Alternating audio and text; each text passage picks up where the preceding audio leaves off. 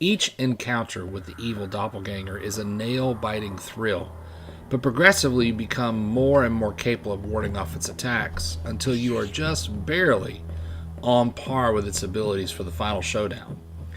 The story in general is filled with some twists and turns, and while there's not anything groundbreaking going on here, there's still plenty of intrigue that once again serves the tension. The SA-X in general is a more memorable antagonist than I would say even Dark Samus from the Prime series. And anytime you hear those heavy clunking footsteps nearby in the game, you pause and you take a deep breath.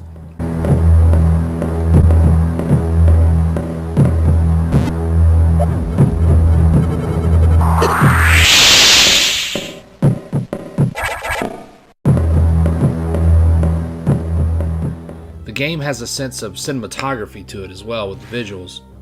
The close-up of the SA-X in the opening comes to mind, but even in the gameplay there are little flourishes and touches that build up the experience. Sometimes the camera will not pan at the same speed as Samus's movement in certain rooms. It moves slowly, deliberately, to maximize the effect of what is revealed.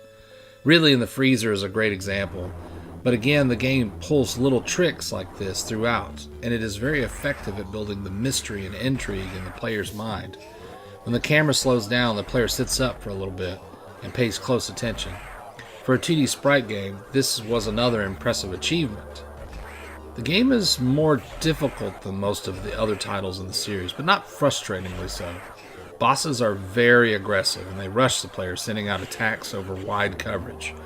Or some of the bosses will have specific weak points that require the player to assess risk.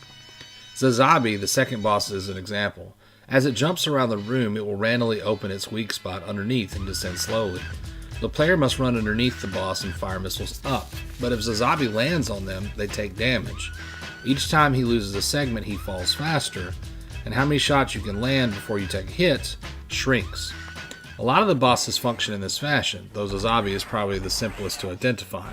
There is a risk versus reward dynamic made all the more prominent because of the damage enemies can deal. Samus feels fragile in this game, and in my opinion that serves the narrative and theme yet again.